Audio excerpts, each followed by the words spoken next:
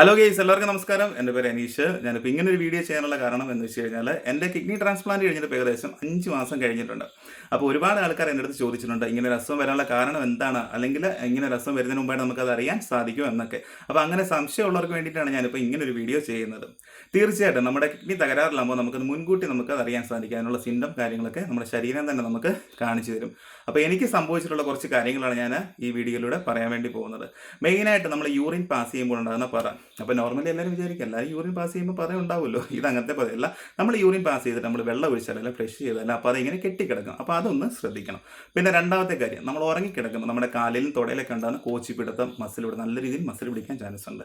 പിന്നെ മൂന്നാമത്തെ കാര്യം, നമ്മുടെ 2 കാലിൻ്റെ പൊത്തയിലുണ്ടാകുന്ന നീര്, അതുപോലെ തന്നെ അടിക്കടി ഉണ്ടാകുന്ന യൂറിൻ ഇൻഫെക്ഷൻ.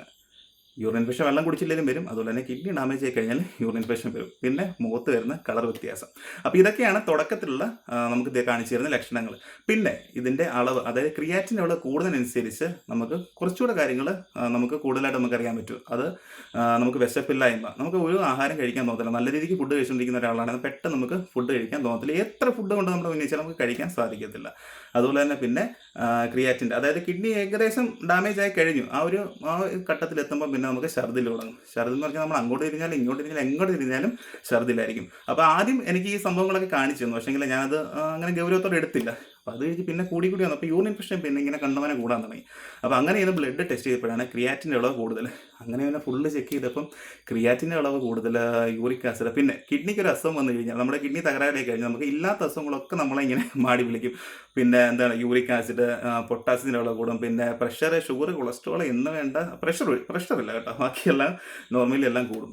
പിന്നെയെന്ന് വെച്ച് കഴിഞ്ഞാൽ നമുക്ക് പ്രഷറ് നോർമലി ജന്മന അല്ലെങ്കിൽ പാരമ്പര്യമായിട്ടൊക്കെ പ്രഷർ, ഷുഗർ അങ്ങനെയൊക്കെ ഉണ്ടെങ്കിൽ പോലും നമുക്ക് നമ്മുടെ കിഡ്നി ഡാമേജ് ആവാനുള്ള ചാൻസ് ഉണ്ട്. പിന്നെ നമ്മൾ കഴിക്കുന്ന ആഹാരത്തിൽ നിന്ന് പ്രോട്ടീനുള്ള, അതുപോലെ റെഡ് മീറ്റ് കാര്യങ്ങൾ, പച്ചക്കറിയിൽ നിന്നും പ്രോട്ടീനുള്ള പയറുവർഗ്ഗങ്ങൾ കാര്യങ്ങളൊക്കെ ഉണ്ടല്ലോ, അപ്പോൾ അതിൽ നിന്ന് നമ്മുടെ കിഡ്നി ഡാമേജ് ആവാനുള്ള ചാൻസ് ഉണ്ട്.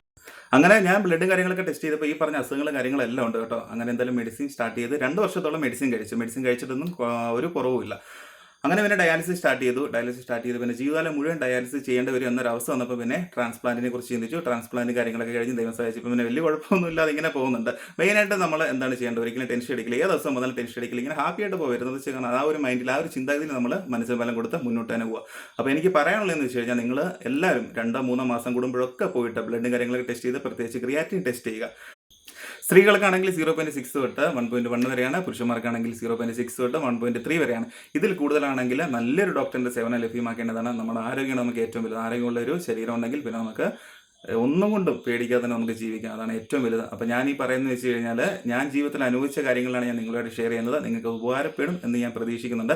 അതുപോലെ തന്നെ ട്രാൻസ്പ്ലാന്റ് കഴിഞ്ഞതിന് ശേഷം ഗുളിക കഴിക്കണം, അത് എത്ര നാൾ കഴിക്കണം എന്നൊക്കെയുള്ളത് അടുത്ത വീഡിയോയ്ക്ക് പറയാം. അപ്പോൾ എല്ലാവർക്കും വീഡിയോ ഇഷ്ടപ്പെടുന്നു വിചാരിക്കുന്നു. അടുത്ത വീഡിയോയിൽ വീണ്ടും കാണാം. അപ്പോൾ എല്ലാവർക്കും ബൈ.